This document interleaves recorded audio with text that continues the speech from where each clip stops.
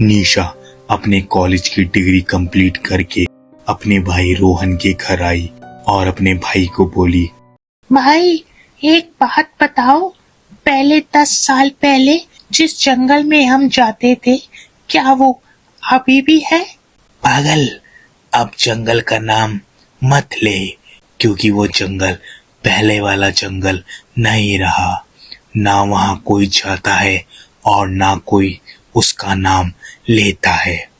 पर क्यों भाई, क्या हो गया वहाँ ऐसा?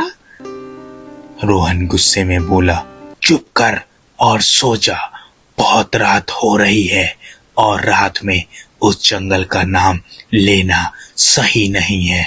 इतना बोलकर रोहन अपने रूम में चला गया, पर निशा को जानना था कि वहाँ ऐसा क्या है।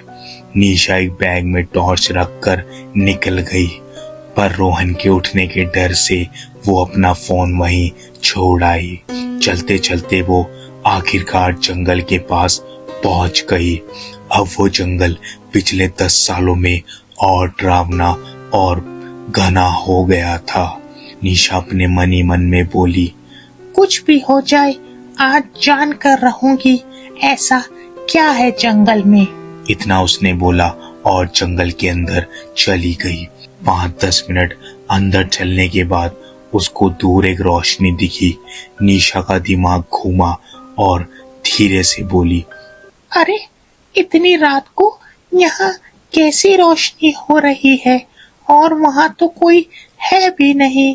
चलो और पास में चलकर देखती हूँ। जैसे वो उसके पास गई तो अब वो रोशनी उससे और दूर हो गई। निशा दोबारा रुकी और फिर बुड़बुड़ाई, अरे इतना चलने के बाद भी ये तो अभी भी इतनी दूर लग रही है। निशा को लगा क्या पता, हो सकता है इतना बड़ा जंगल है इसलिए उसको ऐसा लग रहा हो कि जैसे कि वो उसके पास पहुंच गई। जैसे ही वो फिर आगे चली तो वो रोशनी दिखना बंद हो गई। निशा चलते चलते फिर बोली, अभी तो यही थी वो रोशनी, अब कहाँ चली गई? तभी उसको पीछे से पायल की आवाज सुनाई दी। निशा ने जैसी ही वो आवाज सुनी, उसके पैर वहीं के वहीं रुक गए। उसने जल्दी से पीछे मुड़कर देखा तो बस खाली सन्नाटे से भरा जंगल। अब निशा दोबारा घूमी तो अब वो रोशनी नहीं थी, बल्कि उसके आगे एक लाल चुन्नी पड़ी थी। निशा खुद से बोली, अरे ये किसकी चुन्नी है और यहाँ कहाँ से आ गई? निशा उसको उठाने ही वाली थी कि वो चुन्नी आगे सरक गई। निशा उसको देखकर वहीं खड़ी की खड़ी कांप गई। अब वो धीरे धीरे उस चुन्नी के पीछे चलने लगी। कुछ दूर चलने के बाद वो चुन्नी भी गायब हो गई। जैसे ही उसने सामने की तरफ देखा तो उसको एक पुरानी झोपड़ी मिली। निशा को ऐसा फील हुआ कि जैसे उसमें कुछ है।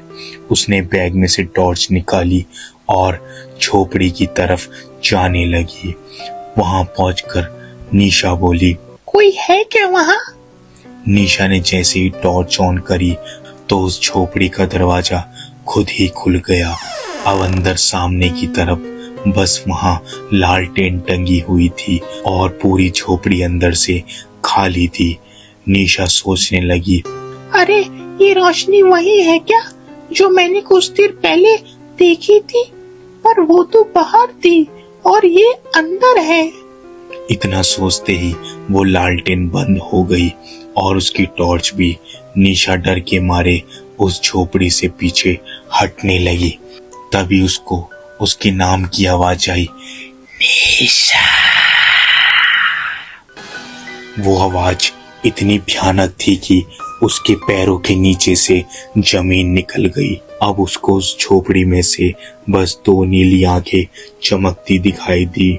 बस पलक झपकते हुए 2 आंखें बिना किसी शरीर के।